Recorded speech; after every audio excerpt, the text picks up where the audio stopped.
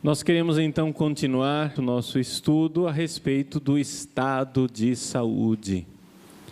Se nós queremos o caminho da cura das doenças espirituais, nós precisamos saber como é que a gente chega lá. Onde é que nós vamos chegar? Qual é o objetivo? E nós estamos falando das virtudes. E agora gostaríamos de falar da virtude da fortaleza. Que virtude é essa? Bom, Fortaleza, quando a gente fala de Fortaleza, a primeira coisa que a gente pensa é a capital do Ceará. Não é esta Fortaleza.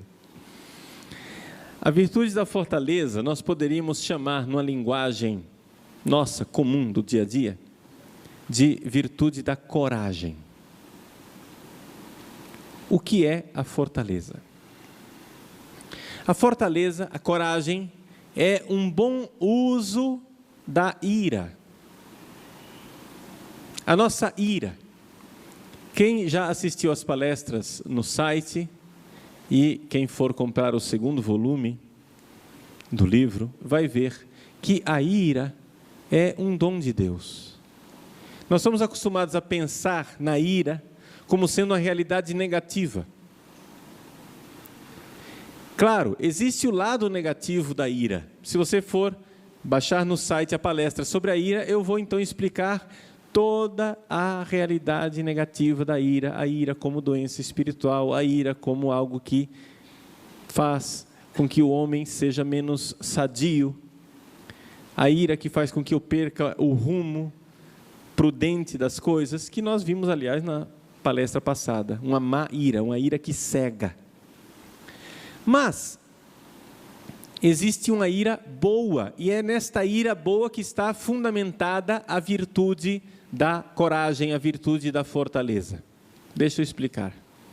Os santos padres dizem que a ira, ela é como um cão de guarda, um cachorro, um cão de guarda que Deus colocou na porta da alma, para que a alma, quando ela for assediada, quando ela for invadida pelo demônio, pela tentação, esse cachorro deve latir, esse cachorro deve ladrar, esse cachorro deve ir contra o invasor. É o cão de guarda. Então, uma pessoa normal, uma pessoa sadia, ela deve ter ira. Deve ter a ira. É interessante nós notarmos isto, por quê? Porque nós estamos num mundo pacifista. Nós achamos que é a paz, que beleza, nós precisamos da paz, paz e amor, bicho, né? Mas cuidado, nem sempre a paz é sinal de paz messiânica, sinal de paz que vem de Deus. Jesus também disse assim: quando disserem paz e tranquilidade,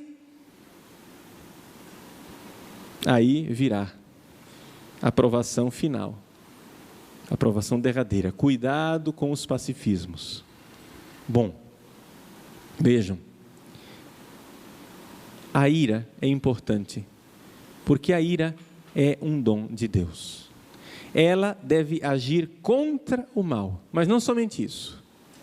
A ira também, ela é esta força de vontade, esta energia interior que nós temos para ir na direção das coisas de Deus. Tem uma palavra de Jesus muito estranha, que as pessoas não sabem interpretar. Ele diz assim: o reino dos céus é dos violentos. O que quer dizer isto? O reino dos céus é dos violentos, quer dizer que eu preciso de uma força interior que vá na direção do reino dos céus. Eu preciso impulso para ir na direção de Deus. É a boa ira. Estamos falando da ira, deixa eu só lembrar para você que nós estamos falando da ira, porque daqui a pouco vamos começar a falar da fortaleza, da coragem. Ainda não estou falando da fortaleza e da coragem.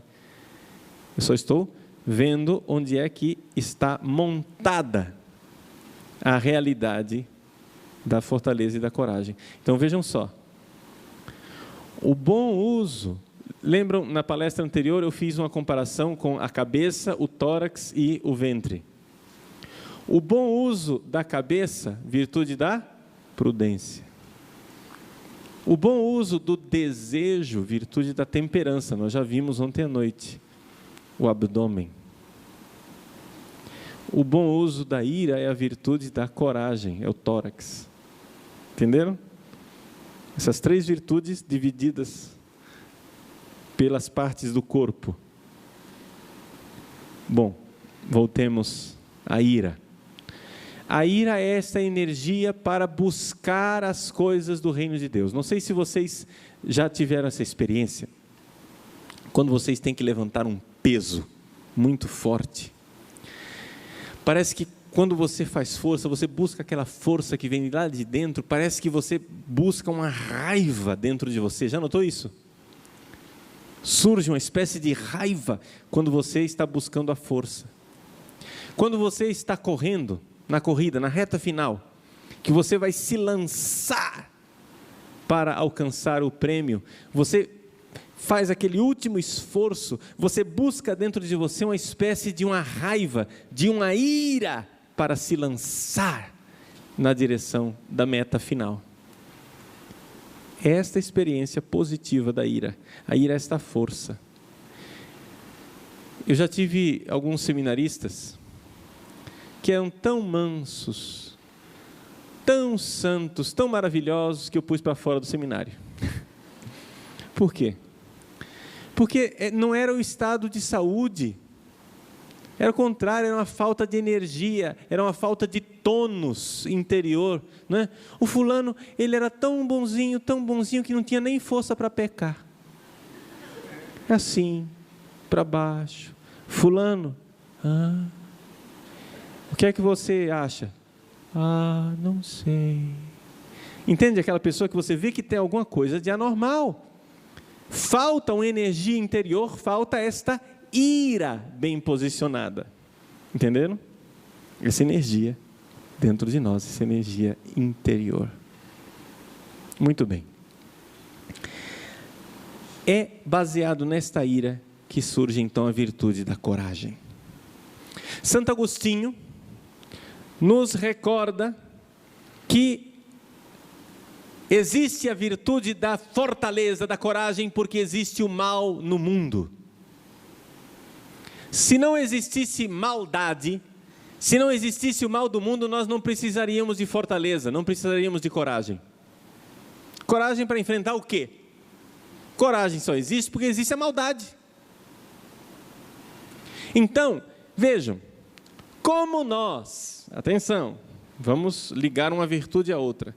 Como nós estamos no mundo do faz de conta, como nós, infelizmente, na sociedade atual relativista, nós estamos no melhor de todos os mundos possíveis, no paraíso idílico, o mundo devia ser assim, a virtude da coragem e da fortaleza, ela não é absolutamente admirada.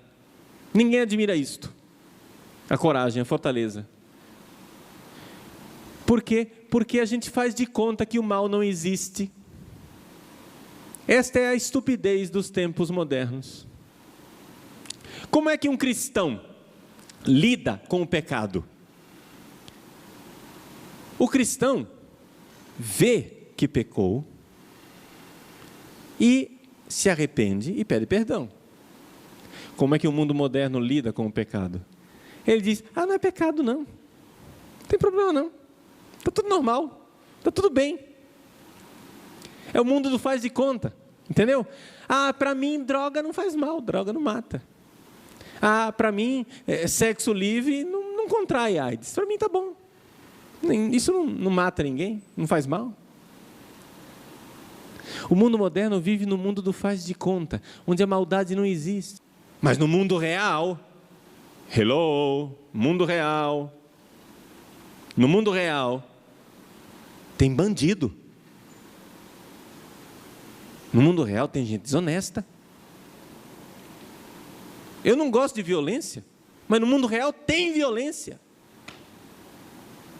Ou seja, Santo Agostinho diz isto: a virtude da fortaleza, virtude, é uma virtude, a coragem, a fortaleza é uma virtude. A virtude da fortaleza existe por quê? Porque existe o mal no mundo.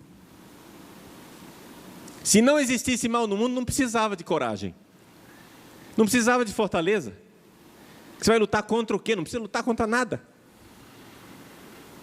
Jesus, que é o homem curado, ele foi corajoso quando ele pegou aquela chibata no templo e colocou para fora aqueles vendilhões. Jesus foi corajoso quando olhou para os fariseus e disse: raça de víbora, sepulcros caiados. Ele sabia que ele estava cutucando a onça com vara curta. Jesus foi corajoso. Esse é um homem curado. Jesus não é um palerma, um bobão. Ah, paz e amor, bicho, fuma maconha, está todo doidão. Esse não é Jesus. Jesus foi capaz de morrer na cruz. Sim. Mas morreu na cruz para me salvar. Essa é a coragem. Este é o exemplo mais luminoso de fortaleza. Então, gente, existe a virtude da coragem e da fortaleza, porque o mal existe e alguém tem que ter coragem de morrer para que os outros vivam. Alguém tem que ter coragem de pôr sua vida em risco. Agora, o problema é o seguinte: a verdadeira coragem só existe se de alguma forma, você não é materialista. Se você é simplesmente um materialista e você acha que essa vida é tudo o que você tem, você vai ser um frouxo a vida inteira. Frouxo, covarde. Por quê? Porque se você só tem esta vida, você vai fazer o máximo para preservá-la. Mas se você acredita no que está escrito no Salmo: vosso amor vale mais do que a vida, e por isso meus lábios vos louvam. Se existe algo que vale mais do que a vida, então eu posso pôr a vida em risco, porque existe algo que vale mais do que a vida. Por isso, a virtude da coragem não está ligada somente com a ira, mas ela está ligada também com o medo. Isso é uma outra característica: o medo, o temor. O medo, assim como a ira é um dom de Deus, Deus colocou a ira na porta da minha alma para latir contra o demônio e contra a tentação do diabo. Assim como a ira foi dada por Deus a nós, como homens e mulheres saudáveis, o medo também foi dado como dom de Deus. O medo é um dom de Deus. Medo de quê, padre? O medo, o maior medo que nós devemos ter é o medo de perder Deus. Está escrito na Sagrada Escritura: o temor de Deus é o princípio do saber. Você quer ser uma pessoa sábia? Tema a Deus. Tenha medo de Deus. E o temor de Deus é verdadeiro medo, sim, Senhor. Verdadeiro medo. Tem gente que na catequese quer adocicar as coisas, dizendo: ai não, temor de Deus é o seguinte, temor de Deus é um respeito por Deus. Não é temor, que a gente não deve ter medo de Deus. Deve ter medo, sim, Senhor. Se você for ler a Sagrada Escritura, você vai ver, toda vez que Deus aparece, o pessoal tem medo. Outro dia nós lemos no Evangelho, Jesus fez a pesca milagrosa, São Pedro se encolheu no barco, se jogou no chão e disse: afasta-te de mim, Senhor, porque sou um pecador. Quando Deus aparece, os profetas dizem: ai de mim, que sou um homem de lábios impuros. Quando Deus aparece, todo mundo diz: socorro. E se você não sente isto, é porque você não tem ideia de quem seja Deus, da grandeza de Deus e da sua miséria. Gente, Deus é soberano, é majestoso. Eu tive uma experiência interessante de temor. Porque a gente, quando vê as coisas em filme, é uma coisa, quando a gente vê no mundo real, é outra. Eu era padre novo, tinha 1 ano de padre, e estava no Dia Mundial da Juventude em Denver, nos Estados Unidos. E eu participei fazia parte da equipe do Vaticano que preparava o Dia Mundial da Juventude, o encontro do Papa lá com os jovens, etc. E havia um encontro do Papa com o presidente Clinton, na universidade onde nós estávamos hospedados. Bom, acontece que um dia antes do encontro do Papa com o presidente Clinton, lá na universidade, os helicópteros da Força Aérea Americana vieram fazer um ensaio. Não sei se era da Força Aérea, acho que era dos fuzileiros navais, né? Desses helicópteros que a gente só vê na televisão, que é uma espécie de navio quase, um navio que voa, porque tem 2 hélices, já viram daqueles? Né? São 2 grandes hélices em cima, e o negócio é uma nave espacial quase. Uma coisa é você ver o negócio na televisão. Outra coisa é quando eu vi no campus da universidade aquele helicóptero, aquele barulho, aquela potência, aquela demonstração de potência militar. Gente, sem pensar na coisa, meu coração começou a bater e eu tive aquela sensação de temor diante de um poder majestoso. Claro que é um poder humano, diante da majestade de Deus, aquilo lá não é nada. Mas aí eu fiquei pensando, meu Deus, se o poderio humano já causa esta sensação de temor, de pequenez, porque você se sente um vermezinho, você se sente uma formiguinha diante daquela montanha de aço, aquele maquinário, aquela coisa, a trepidação do helicóptero, o barulho, parece que causa um certo eco no coração, que a gente também palpita junto com o barulho do motor. Eu fiquei impressionado com aquilo, uma experiência de temor. Mas isso me levou a pensar o temor de Deus. Se Deus aparecesse para mim, misericórdia. Gente, se você é sábio, a Escritura diz isso, o temor de Deus é o princípio do saber. Se você é sábio, você deveria ter medo de Deus, hein? Agora, o que acontece, isso é como as coisas são naturalmente. O que acontece é que Deus nos amou tanto, que Ele, sendo poderoso, majestoso e onipotente, aparece para nós numa criança recém-nascida, inerme, frágil, na gruta de Belém. Essa é a grandeza de Deus. A onipotência e a majestade se faz fragilidade e pequenez. E aí Ele se faz Deus conosco. Mas isto foi por graça de Deus, ou seja, porque Ele se encarnou. Mas se as coisas continuassem do jeito que elas são, nós não poderíamos, não, jamais dizer, Deus é meu amigo. Porque amigo a gente olha assim, ó, no mesmo nível. Diante de Deus a gente só poderia temer. Tanto que foi uma das revelações que aconteceu gradualmente no Antigo Testamento. No Antigo Testamento, não é? Se você for ver, lá no livro do Êxodo, quando Deus revela os 10 mandamentos, a gente diz sempre, qual é o primeiro mandamento? Amar a Deus sobre todas as coisas, não é isso? Se você for ver no livro do Êxodo, capítulo 20, não está escrito isso. Está escrito,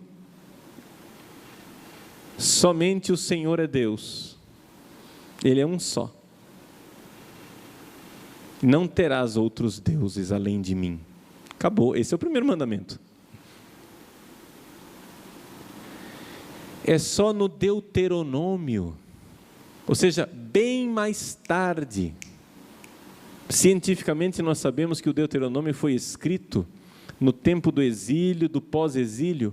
Foi só na época do Deuteronômio que surgiu esta revelação, essa ideia fantástica de que nós deveríamos amar a Deus. Porque nunca ninguém tinha jamais pensado em amar a Deus. Deus a gente teme, Deus a gente serve, Deus a gente adora, Deus a gente venera, mas amar, não, misericórdia, quem sou eu para amar a Deus? E o deuteronomista, ou seja, Deus vai revelando aos poucos, gente, calma, não precisa só temer não, ame a Deus. Então Deus vai e revela a Moisés que Ele é o Deus único, que nós devemos ter somente a Ele como Deus.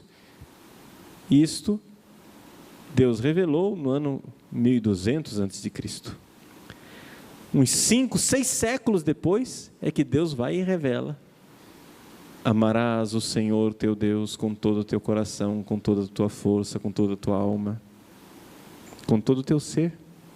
Foi uma revelação posterior do tempo do deuteronomista.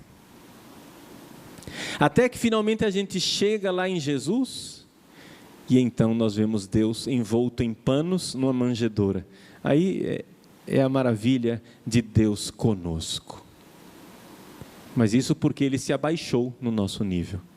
Mas o normal, o natural, é que nós temamos a Deus. Ou seja, Jesus, quando Ele aparece, Ele diz: não tenhais medo. Não tenhais medo quer dizer, eu estou aqui, como amigo, não como quem condena. Não tenhais medo. Mas isso foi uma evolução.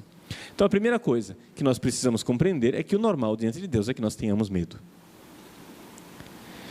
Mas existe um outro aspecto do temor de Deus. Não é somente esse temor reverencial de quem se inclina diante da majestade tremenda de nosso Senhor, mas é também o medo de perder Deus. Quando você tem uma joia preciosa, você fica com medo de perdê-la. Quando você tem algo de estimação, algo que você ama muito, você tem medo de perder. Nós precisamos ter o temor de Deus, porque precisamos ter medo de perder Deus. Como é que eu posso perder Deus, Padre? Ah, meu filho, chama-se inferno. Perder Deus quer dizer o seguinte, que depois, na hora H, quando a gente for lá diante do trono de Deus, Deus abrir os braços e disser: vem. Eu diga: não, eu não quero. Vire as costas e vá embora. Esse é o medo. Ah, Padre, eu nunca vou fazer isso. Não sei. Quantas e quantas vezes nós fazemos isso na prática, quando pecamos, quando escolhemos o pecado ao invés de escolher Deus? É ou não é verdade? Temor. Então, a coragem, o corajoso, não é uma pessoa que não tem medo. O corajoso é aquele que tem o medo certo. Corajoso é aquele que tem usando a linguagem dos medievais, uma ordo timores. Ordo timores quer dizer que existe uma ordem nos medos, uma ordem nos temores. Existem coisas mais importantes e coisas menos importantes. Se um assassino entra na sua casa e quer matar a pessoa que você ama, você se joga na frente do assassino e começa a brigar com ele. Você não tem medo de morrer? Claro que você tem medo de morrer. Só que o medo de morrer é menor do que o medo de perder a pessoa que você ama. Entenderam? É uma ordem nos temores. Eu tenho medo de perder a minha vida. Mas se eu sou corajoso, eu tenho mais medo ainda de perder a pessoa que eu amo. Essa é a coragem. É uma ordem nos temores. Os mártires são o exemplo máximo de virtude da fortaleza. O exemplo maiúsculo de virtude da fortaleza, de homem e de mulher curados na graça de Deus, são os mártires. É gente que tem mais medo de ofender a Deus do que de perder a vida. O exemplo de São Policarpo. São Policarpo de Esmirna foi um bispo do início da igreja, século 2, passagem para o século 3, São Policarpo chegou a conhecer o apóstolo São João. Então é bem antigo, século 2. Pois bem, São Policarpo chegou lá no circo romano, onde os cristãos eram jogados às feras, eram jogados aos leões, e ele, diante do juiz, do cônsul que estava lá, o juiz perguntou para ele: és cristão? Ele disse: sou cristão. Renega a Cristo. Ele diz: há 80 anos eu sirvo a este Senhor, e Ele nunca me fez mal. Como é que eu o renegaria? Sacrifica aos deuses. Fique bem claro para você: não sacrificarei. Olha para a tua condição, tu vais morrer, disse o juiz. Dize: abaixo os ateus. Policarpo então olhou para a multidão de pagãos, apontou para eles e disse: abaixo os ateus. Porque eles achavam que os cristãos é que eram ateus, porque os cristãos não tinham imagens, não tinham ídolos. Então cadê o Deus de vocês? Vocês são ateus. E assim Policarpo morreu. Por quê? Porque ele não tinha medo? Não, ele tinha medo de perder Deus, medo de ofender o seu bom Senhor,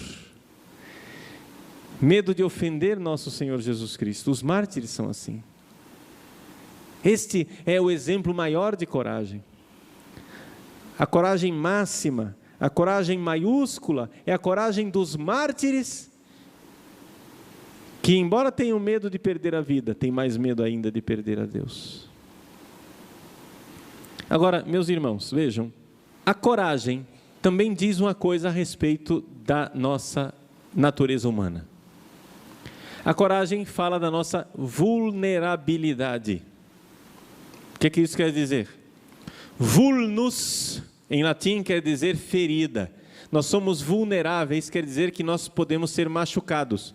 Os anjos, por incrível que pareça, deixa eu dizer para vocês, os anjos não têm coragem. Não têm a virtude da fortaleza, os anjos. Sabe por quê? Porque eles não morrem. Anjo não morre. Anjo não pode ser ferido. Anjo não pode ser machucado. O anjo já está no seu estado definitivo. O anjo que já está na glória de Deus, no céu ele está na glória de Deus e não perde mais essa glória de Deus. E o diabo já perdeu, acabou, não tem mais volta. Então ele não tem que ter medo de nada, já está perdido, não é? Eu não tenho medo de ficar careca, porque eu já estou careca. Não é verdade? Eu não posso ter medo de uma coisa que já aconteceu. Ah, padre, eu estou com medo de nascer. Não, você não pode ter medo de nascer, você já nasceu, você já existe, não é? Uma mãe de 10 filhos não pode ter medo de perder a virgindade. Estamos de acordo? Os anjos e os demônios não têm medo. E por que não têm medo? Porque eles não são vulneráveis. Então isso quer dizer que eles não precisam ter coragem. A coragem existe quando há vulnerabilidade, quando eu posso ser ferido, quando eu posso sair machucado de uma luta. O soldado, o guerreiro, ele é corajoso quando ele suporta feridas no seu corpo, quando ele suporta o mal-estar da luta, quando ele suporta que ele seja atingido. É um homem corajoso, é uma mulher corajosa. Por quê? Porque suporta a luta, suporta o cansaço, a dor, as feridas, o incômodo, o mal-estar. E então é aí que nós podemos e devemos ter coragem. Nós precisamos ensinar isso também aos nossos filhos e a nós mesmos. O meu sobrinho, uma vez, foi lá no seminário, ele queria andar de bicicleta. E eu estava guardando a bicicleta no primeiro andar. Eu estava dando aula e ele, por conta dele, resolveu ir lá pegar a bicicleta no primeiro andar e descer. Só que ele tem 7 anos de idade. A bicicleta era muito pesada para ele descer a escadaria com a bicicleta. Ele precisava ter pedido ajuda para alguém. Mas achava que ele tinha condições de descer com a bicicleta. Foi lá ele, quando a bicicleta pegou embalo na escadaria, ele não conseguiu segurar, pronto, desastre. Cortou um pouquinho a perna. Foi um corte superficial, dava para ver um pouquinho a gordurinha da perna dele, né? Sangrou. Quando chegou lá, chegou chorando, etc e tal, disse, vamos lavar essa ferida. Ah, não. Vamos, levei ele até a lavanderia, coloquei a perna dele na lavanderia, lavei a ferida, levei ele para o quarto, enxuguei, etc. Vamos agora colocar, não me lembro o que é que eu passei, que é o que eu tinha lá na hora, se era metiolate ou água oxigenada, não me lembro. Alguma coisa para desinfetar, né? Eu digo, não quero. Olha aqui. Você pare de chorar, de espernear e de gritar, porque eu vou tirar o cinto e te dar uma razão para chorar. Eu sei que está doendo, mas seja homem. Aqui, ó. Pega esse travesseiro aqui, morde. Aguenta firme. Seja homem. Coloquei. Aguentou, não doeu tanto. Essas coisas, sabe? Fui para casa levar ele para a mãe medicar adequadamente. Aquilo foi só o primeiro cuidado. Mas alguém pode achar, padre, que crueldade com um menino de 7 anos de idade. Mas, gente, nós precisamos ter uma certa capacidade de tolerar a dor na vida. Nós precisamos ter uma certa coragem de tolerar essa nossa vulnerabilidade, porque mesmo diante da vida, nós precisamos ter esta força. Um homem, uma mulher de coragem, precisa disto. E eu digo, seja homem, seja corajoso, mas muitas vezes, nessa questão de dor, as mulheres são mais corajosas do que nós. Por quê?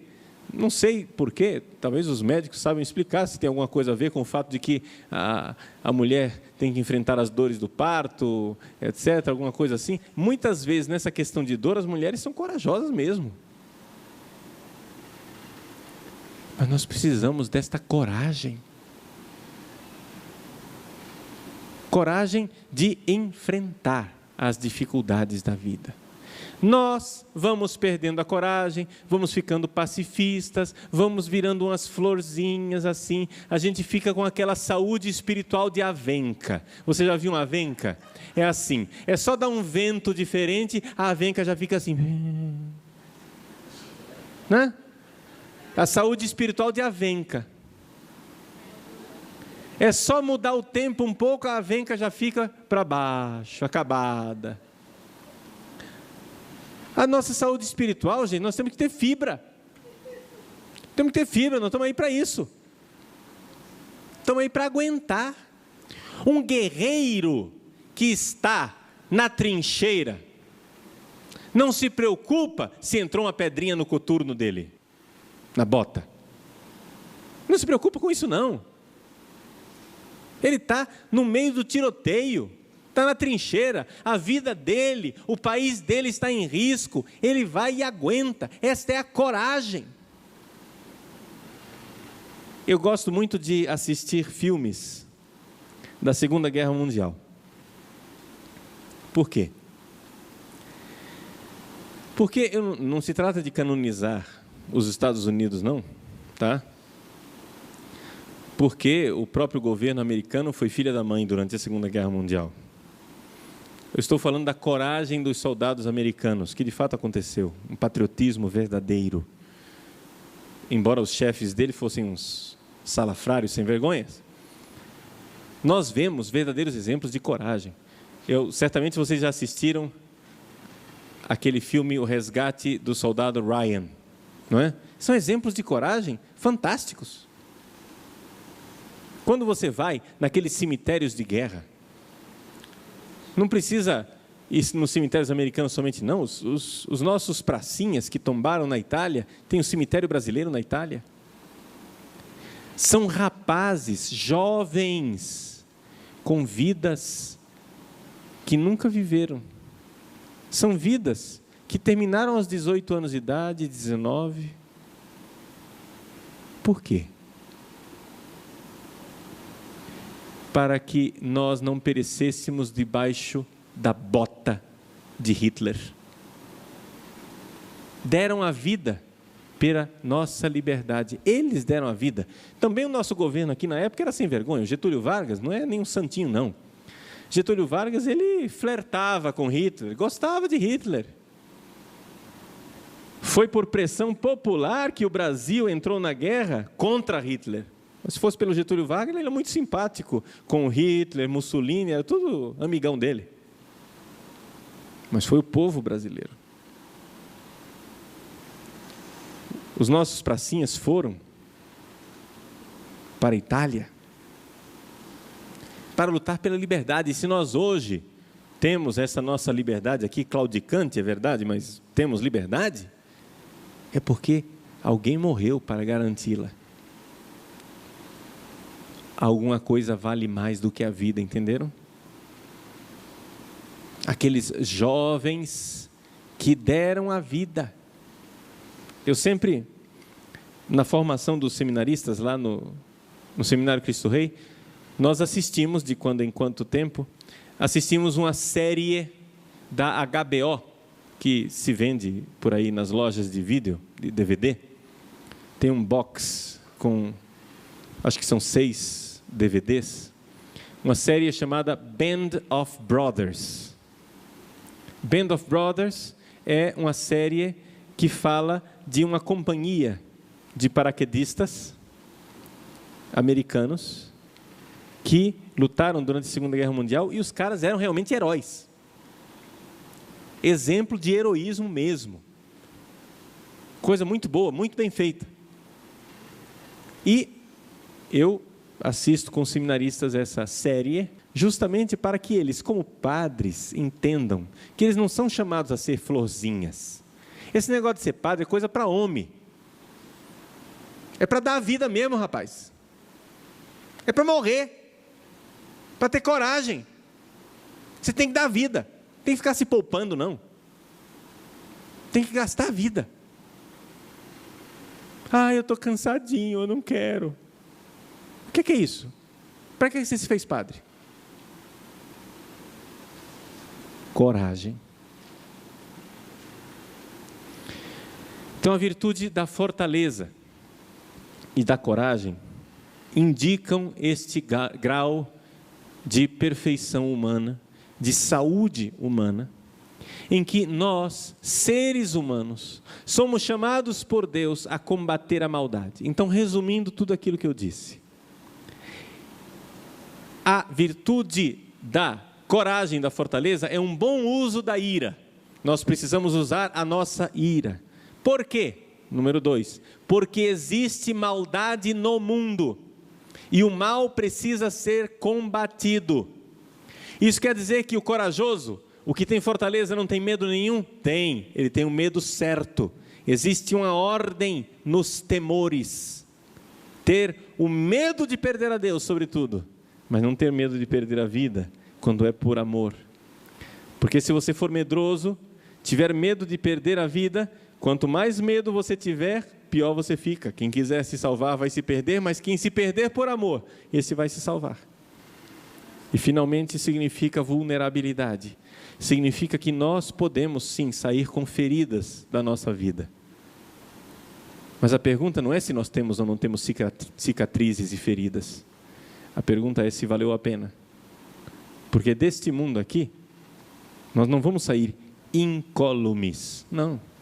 Nós precisamos nos gastar. Precisamos ter essa coragem de gastar esta vida para um propósito, para algo de bom, para algo que vem de Deus. Esta é a virtude da coragem, a virtude da fortaleza. Uma última palavra para distinguir a virtude da fortaleza da virtude, do dom da fortaleza, que são duas coisas diferentes. Vocês, quando estudam os 7 dons do Espírito Santo, não tem o dom da fortaleza? Não é isso? E a virtude da fortaleza? Vejam, o dom da fortaleza é a mesma coisa, é a mesma fortaleza, só que dada como um dom infundido no nosso coração. Por quê? Vocês se lembram que a fortaleza, ela é uma virtude humana, ao contrário das virtudes teologais. Não é? Nós estamos estudando aqui, neste aprofundamento, as 7 virtudes. São 7 virtudes, 4 virtudes cardeais: temperança, prudência, fortaleza e justiça. E 3 virtudes teologais: fé, esperança e caridade. As virtudes teologais, elas são dom de Deus. Tem uma parte nossa, nós vamos ver que existe uma parte nossa para colaborar com o dom de Deus, mas são um dom de Deus. Já as 4 virtudes da prudência, temperança, fortaleza e justiça, estas virtudes são virtudes humanas. Isso quer dizer que o ser humano, por criação de Deus, claro que todos os dons e tudo vem de Deus no fim das contas, mas por sua própria natureza o ser humano é capaz de ter essas 4 virtudes. São virtudes humanas, de seres humanos normais, sadios.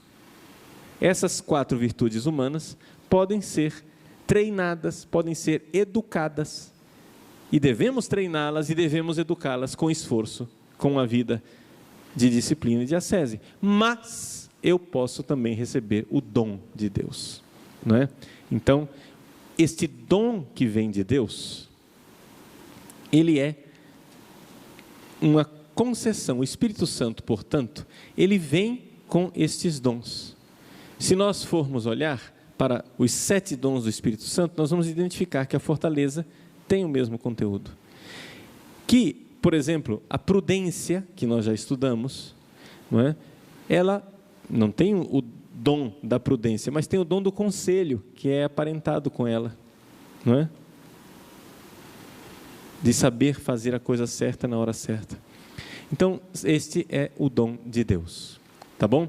Então, esta é a virtude da fortaleza, que nós sejamos fortes, que nosso Senhor nos dê a força de ter medo de perdê-lo, de lutar para não perdê-lo, para amar até o fim.